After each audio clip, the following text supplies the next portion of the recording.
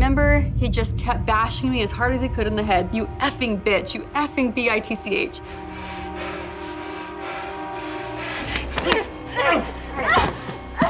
I can feel him chasing me. I feel him coming behind me, and I am just running. He says, "You're not going anywhere." I remember just thinking about my son. You're gonna die. You're gonna die. When desire overtakes reason, the human mind can unleash deadly obsession. These are true stories told by the victims.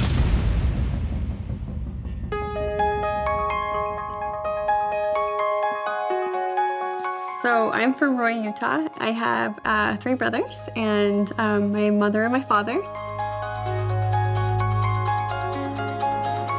And it was just fun. I had lots of childhood friends, many that I'm still close with, still my best friends. I was always interested in fashion and hair and makeup and all of that fun stuff. I was about 19 years old. I was living in Boston, Massachusetts, and I didn't know what I was going to do with my life. And I saw all of the girls at the clubs. They were fashionable. Their haircuts were so cute. They were just so beautiful. And I just wanted to be like them. And so I would ask my friends, I wonder what they do for a living. And I had heard that they were hairdressers.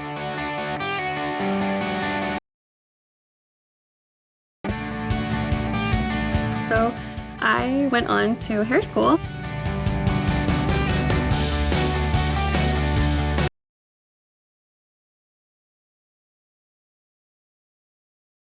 I really enjoyed hair coloring and all of that, but my favorite was hair cutting.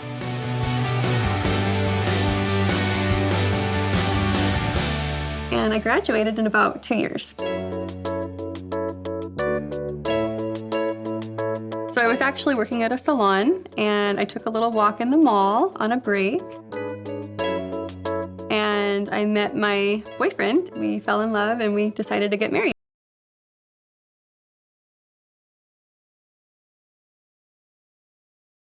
Just an exciting adventure. It was just an amazing feeling having my baby, Daniel David. He was beautiful, 7 pounds, 12 ounces.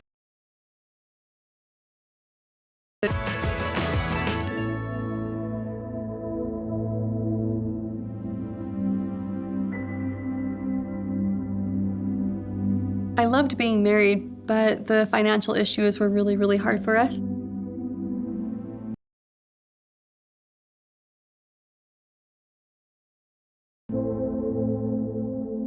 We decided that we would divorce and remain friends.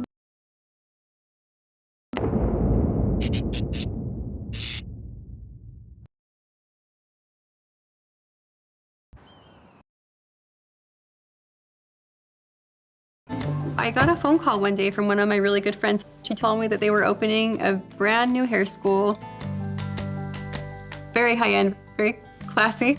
And she said, "Savannah, I am going to be a director at the brand new school and I would like to hire you on." Like I should be there. Living in downtown, and I was commuting all of the way to Ogden, which was miles, so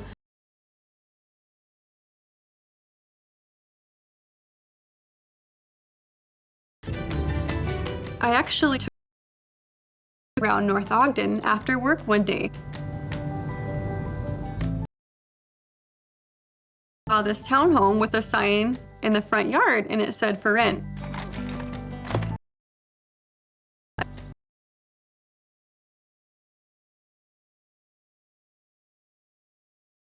And she was looking to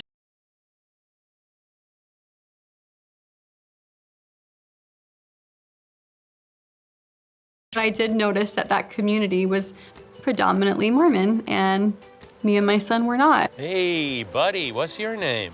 I did notice that there was a man that lived next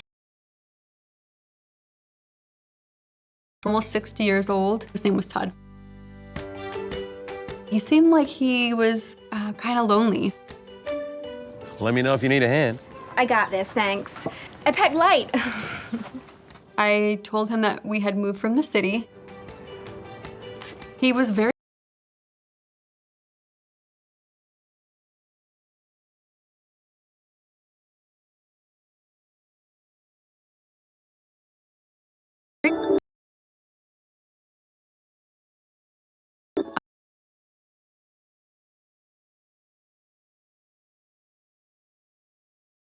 Just running the school, hiring teachers, and just making the school really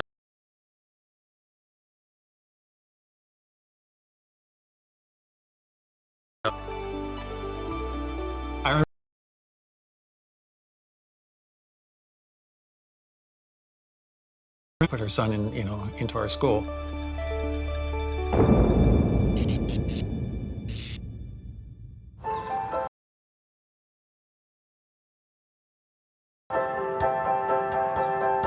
I had been living in North Ogden for about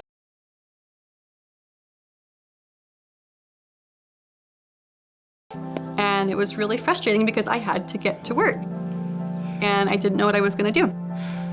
And so the neighbor was outside. Hey.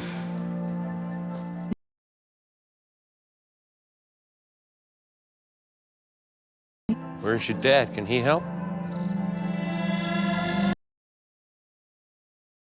I mentioned to him, I said, well, my father passed away. I do most of the stuff on my own. I don't really have a lot of help. Well, if you're in a hurry, I could give you a ride. You know, it's early morning hours. I don't want to bug my mom. Oh, that'd be great. But it's so reassuring to know that in the community,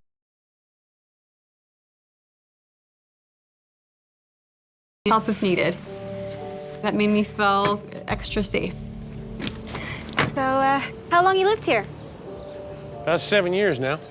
He said that he had a daughter. I believe he told me that he had grandchildren. I remember being extra thankful in the car. I just said, thank you so much for going out of your way. I appreciate it. I said, is it okay since you dropped me off? Can you pick me up after work and take me home? And he says, sure, not a problem. And he says, here's my number just in case. And he took me home after work.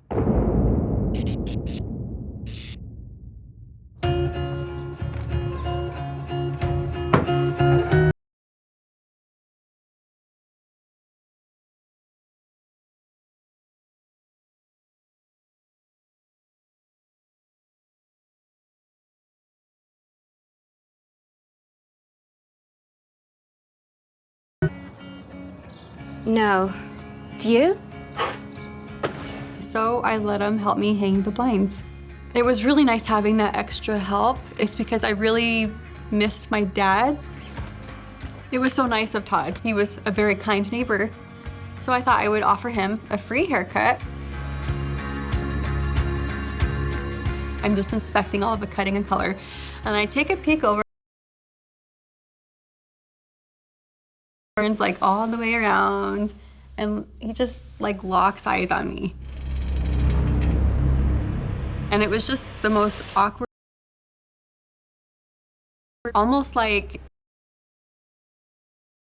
it was just like a dead stare. And it really made me feel uncomfortable.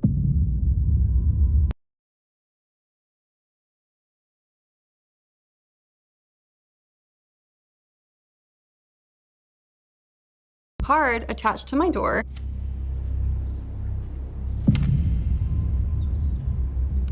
And it says,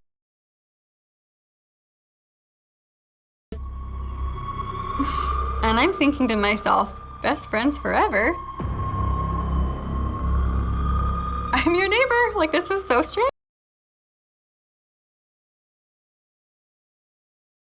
Called my landlord, the next door neighbor, and he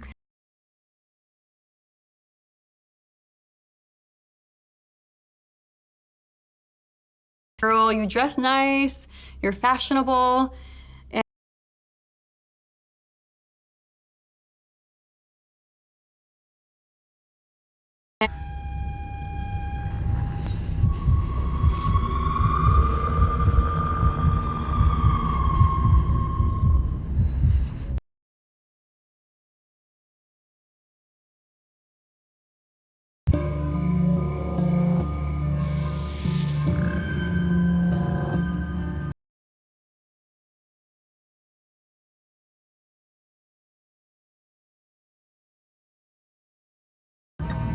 It's 11 o'clock at night, and I'm fast asleep.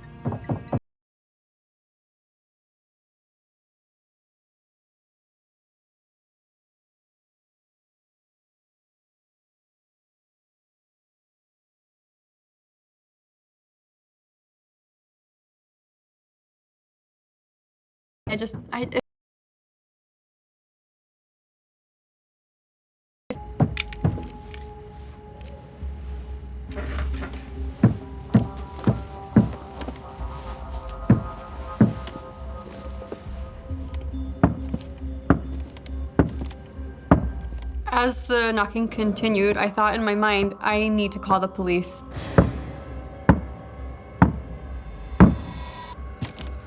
Who is it? It's Todd. I have a... I'll get it in the morning.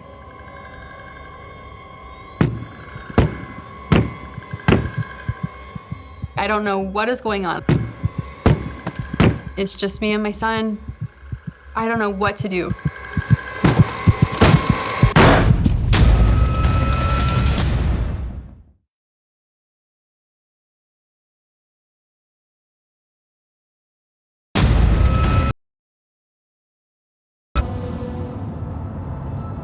I actually took a drive. I saw this townhome with a sign in the front yard and it said for rent.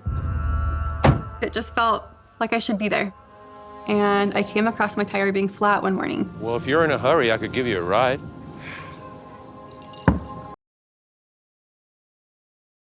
Is it? This is getting...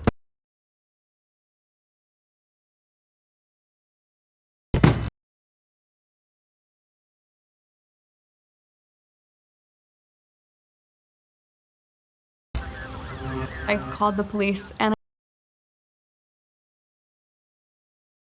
I was knocking at 11 o'clock at night and kept knocking.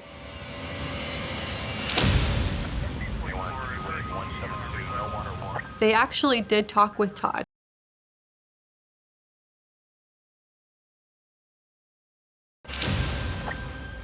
I'm thinking to myself, this is so weird.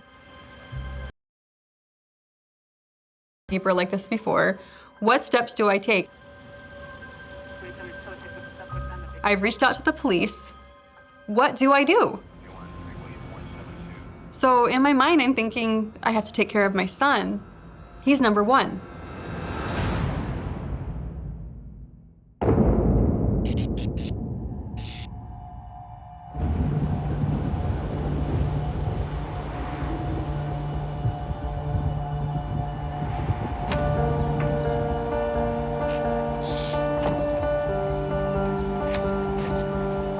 So as I get out to my car, I notice another flat tire. And I'm thinking, oh my gosh, I'm gonna be so late. I experienced so many flat tires until I was very frustrated because I truly believed Todd was flattening my tires. There was no way that I would knock on his door and ask for another ride. And we're gonna be fine. He's been such a great family friend, and he is.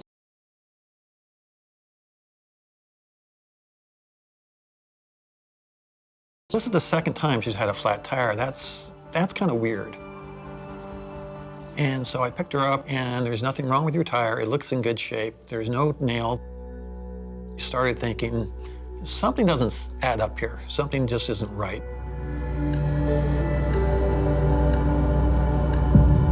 During the summer, Todd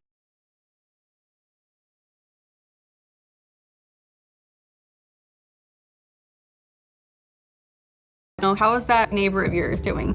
What's the latest stuff that's appearing on the front step? It'd be kind of a topic of conversation in the morning. It was just very, very, very awkward.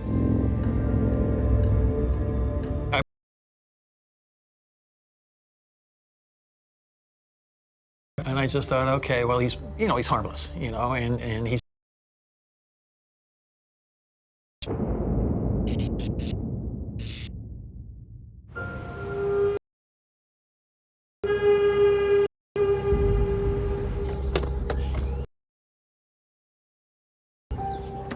So I picked up my son from his preschool and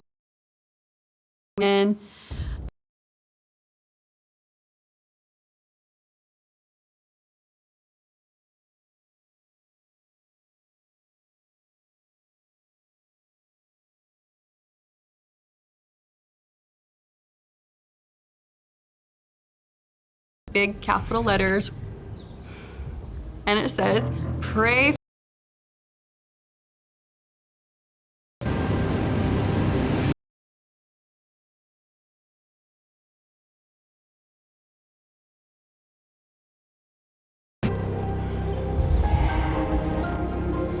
And I lived on the end unit. I was kind of isolated, and I was alone. And I have his phone number, so I texted him, and I said, "Did you write that?" And he texted back.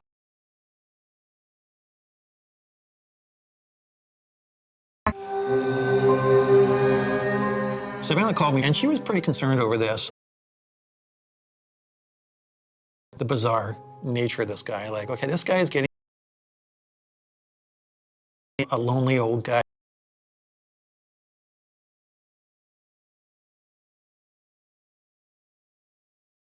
And they confronted him in front of me, and they said, "Did you write this?" That. I'm a good guy, and I'm just trying to be a good neighbor. I know you wrote that.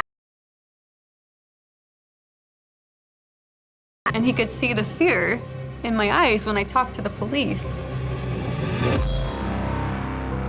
And how he almost laughed.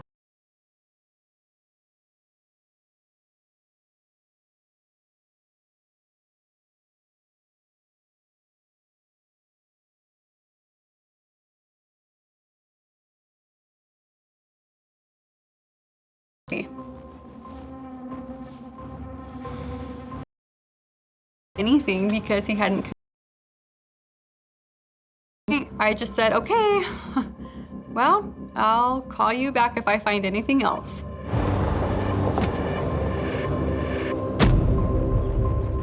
I just always felt like he was watching me.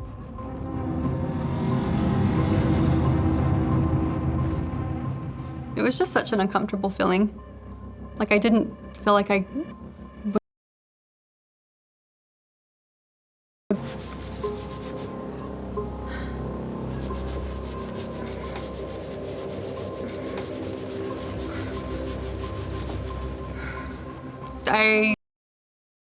didn't even want to go home.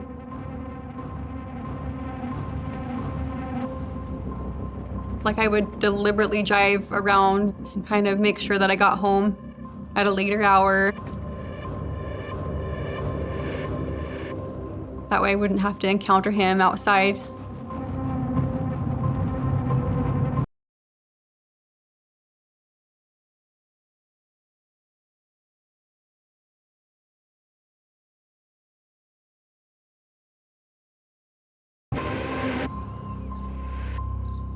My renewal of the contract was actually coming up in the fall, and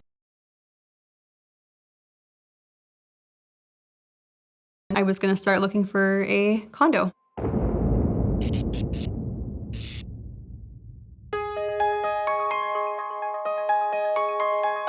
The holidays were approaching, and we were invited to spend a holiday in Baltimore.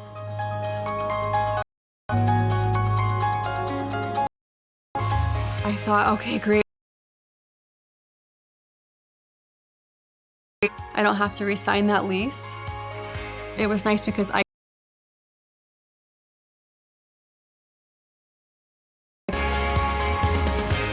we went to the museums, we walked around, and it was just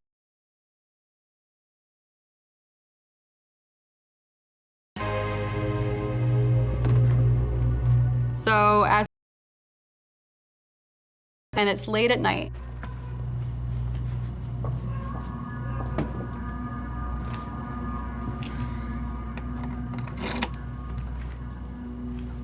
So I opened up the door and I left the keys in there. And I went back and forth to got the luggage, and I brought it in.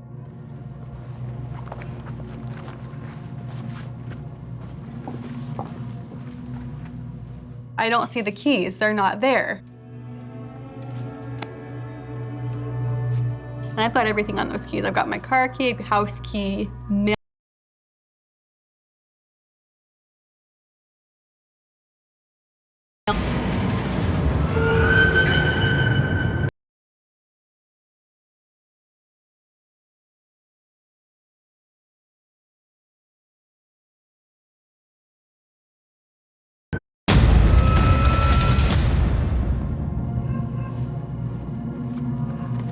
So I opened up the door and I left the keys in there.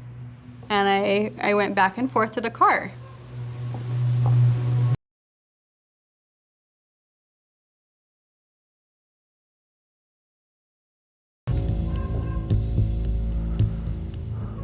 I'm looking around. Did I place them while I was going back and forth? And I called the landlady. And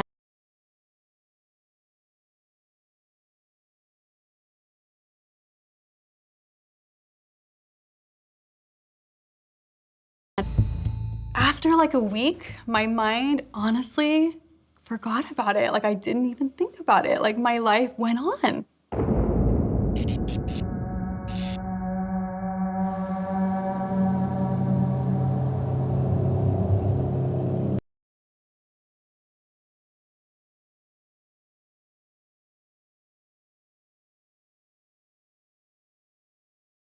And so I asked my friend Dennis.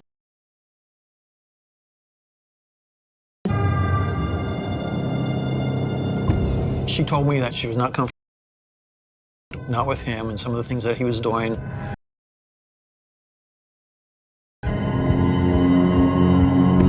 She really couldn't avoid him. Week.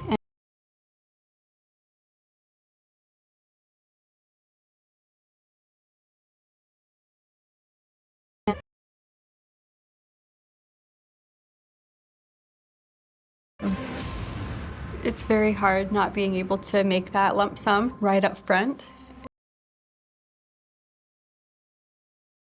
As a single mother and in the car, and he says, well, you know, don't worry, keep your chin up, it'll be fine.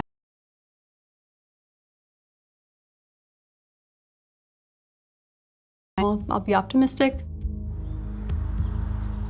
And Dennis drove me up to my townhome.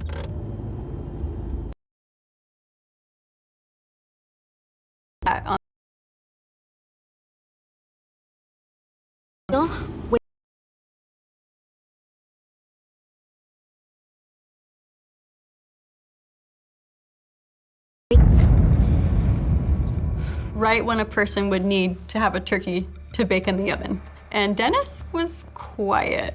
He was Leave me alone! Really, really irritated Savannah. Like, okay, this guy is really harassing me. This guy is really going beyond just trying to be friendly. I actually took the turkey and I trashed it out in the dumpster. But on the way back, she said, I think he's looking out the window at us right now.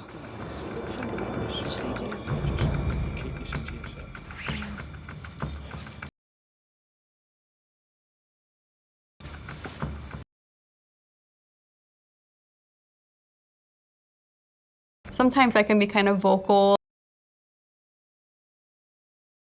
And I'm sure at some point he could hear what I'm saying to my friends and to my family. Listening on the other side of the wall. It's just so unnerving not knowing what to do.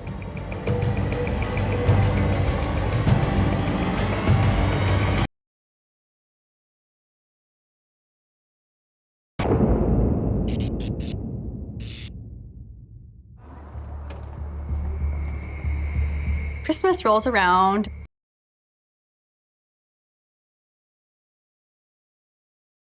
Time together.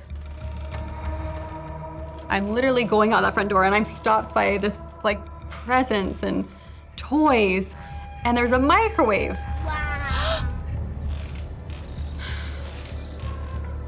Merry Christmas. I said, Daniel, we're not taking any of this. Daniel, leave it. And Daniel said, but Mommy, I want the gifts. I want the gifts. And I said, Daniel, I'm sorry. We can't.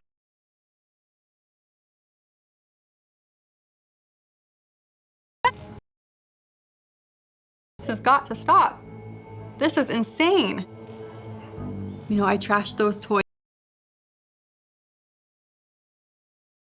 That exchange going on of me trashing everything. I made this agreement with my son, and we set this in stone that if there was anything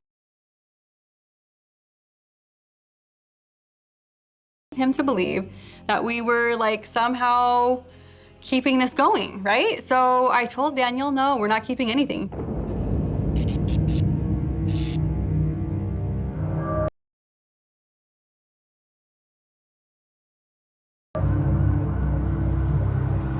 I didn't hear a word. There was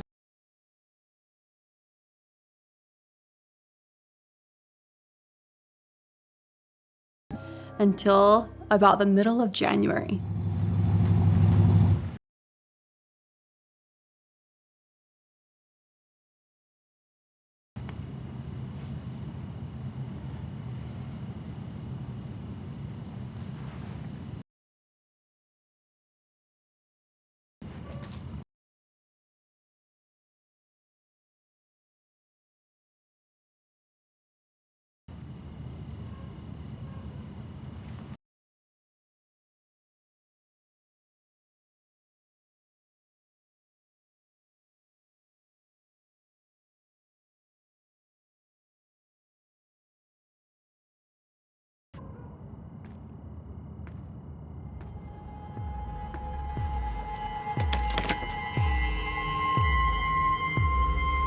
Hello?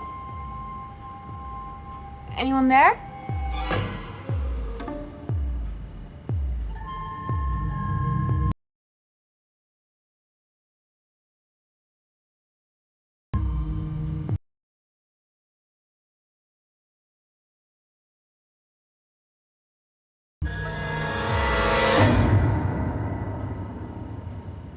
It's gotta be him.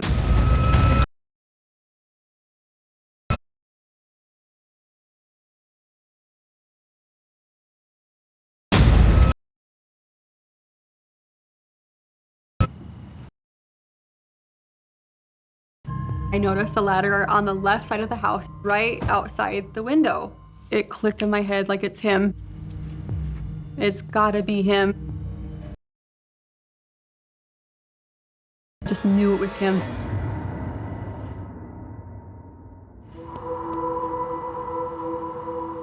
So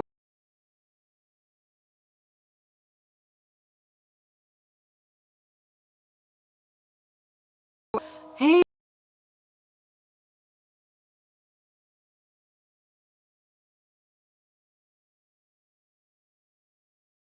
I said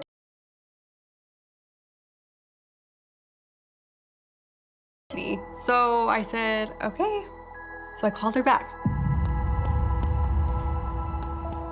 I said, listen, I called the cops and they told me this is between me and you now at this point. I want to move out. I'm looking as soon as I can. Please help me out. I just can't live here anymore. I just need to get out.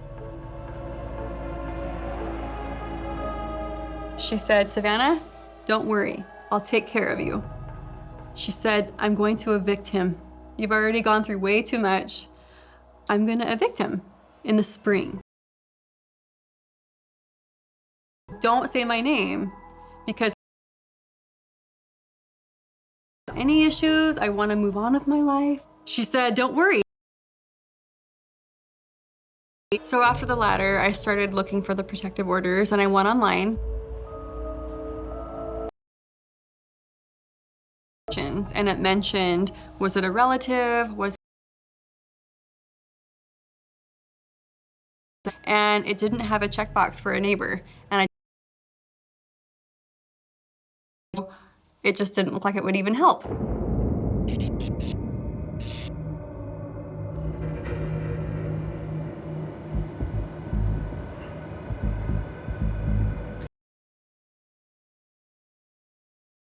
From work, and I could see this big shadow, and I think, oh my goodness, what is on my step now?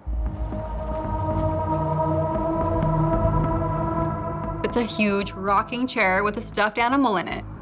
It looked like it was for my son.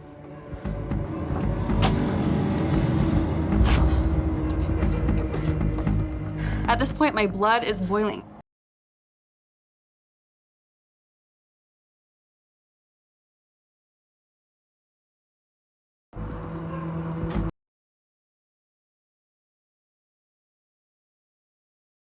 Mad. I just can't take this anymore. And I walked back into the house and I slammed the door.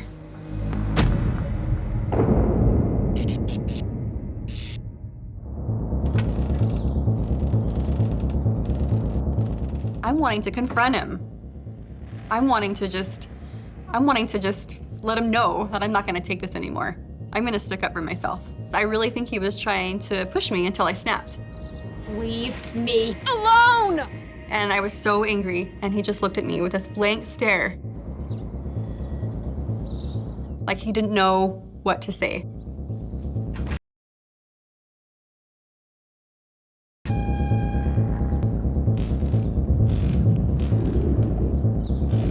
I was so mad that I wanted him to be afraid of me. After the rocking chair incident, I was completely left alone by Todd. He completely left me alone for the month of February and March.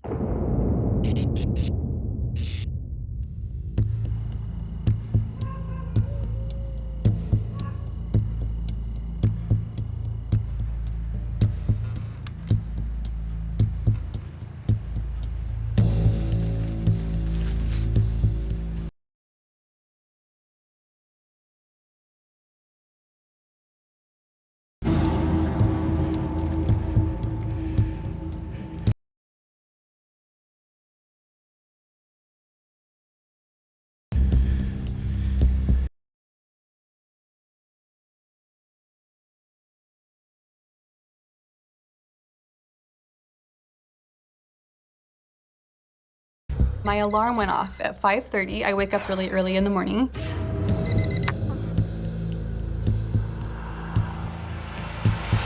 I heard some noises out in the hallway.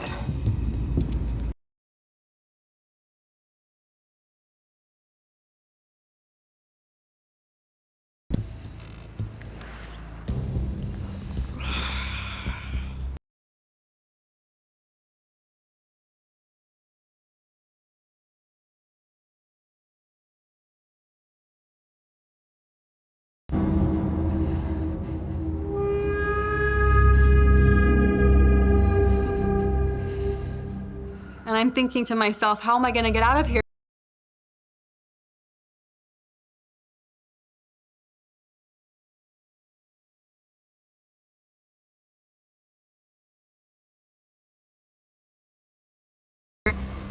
You bitch!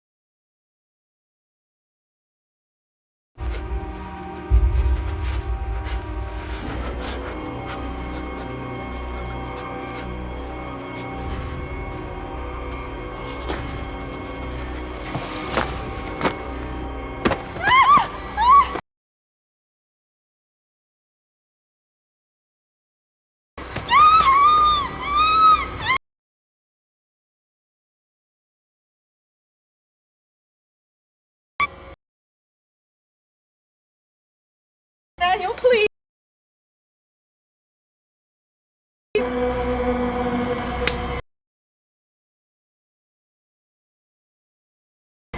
I remember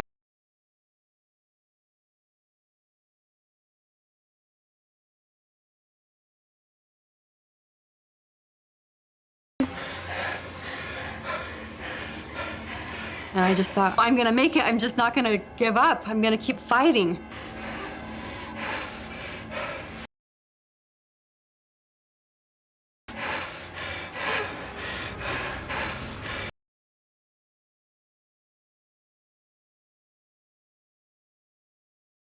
I can feel him chasing me. I feel him coming.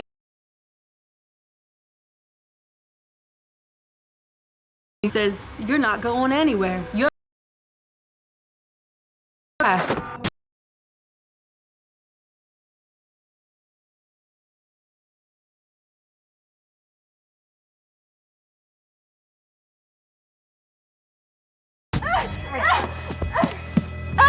can.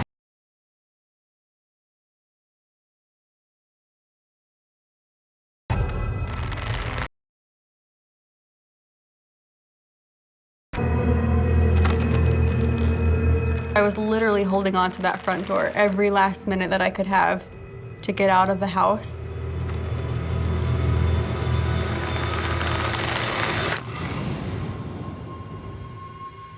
I let go, and I just felt like helpless. I remember the door slammed really loud, and my son woke up, and he says, "Mom!"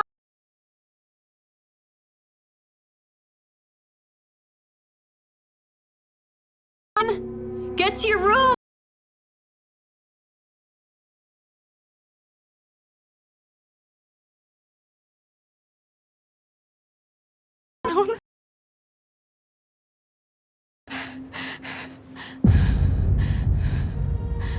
Todd takes the gun, pulls it up at me, aims it at my face, pulls his finger on, and it jams. If the gun hadn't jammed, I would be dead.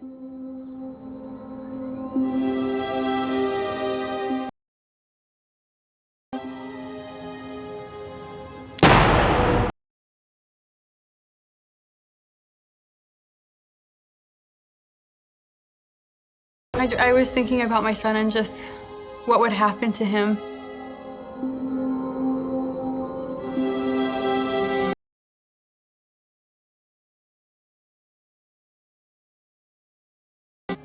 Feeling like I'm gonna die. Just looked up at the ceiling and I just said, "Oh God, just save me, please, save me. Save me, God."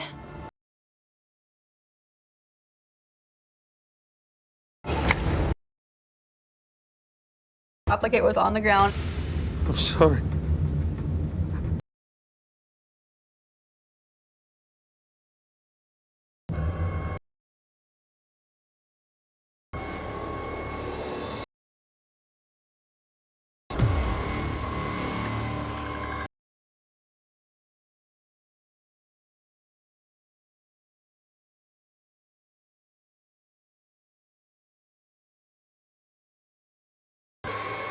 And he calls for an ambulance. 911. What city are you in? North Ogden. Okay. I need an ambulance. My friend is Savannah. How did she get a head injury? Pretty bad. Please hurry with the ambulance. She's bleeding. Please hurry. Okay.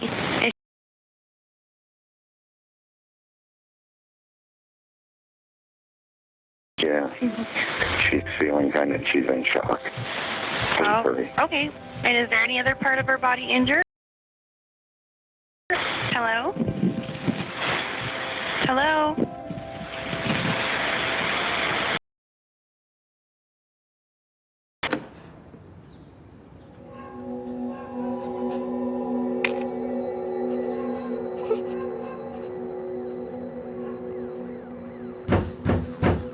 Please.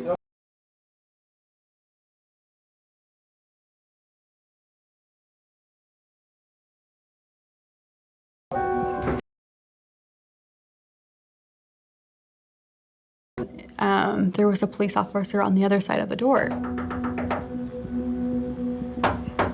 And then he, when he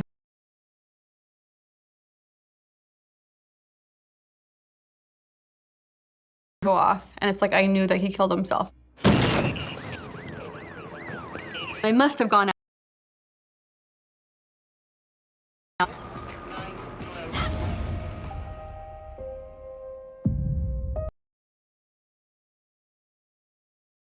Over at,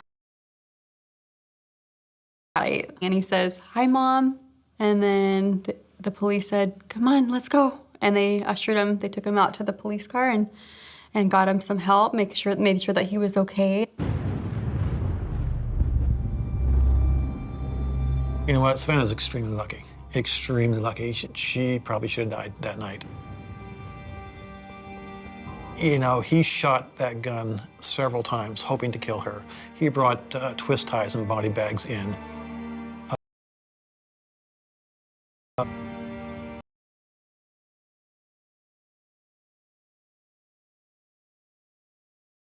Something that should have killed me.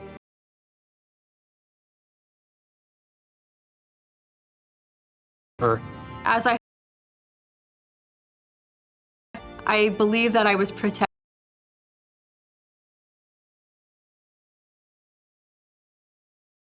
And he said, "Is there any way that he could have got into the house?" And my mind like automatically jumped to the set of keys I left in the door. Todd's dangerous obsession with me was so severe that it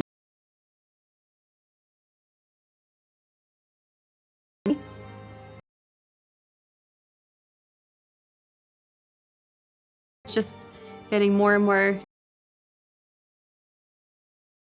It escalated to the point where I almost lost my life on April 1st. And it was the most horrific event that has ever happened in my life. And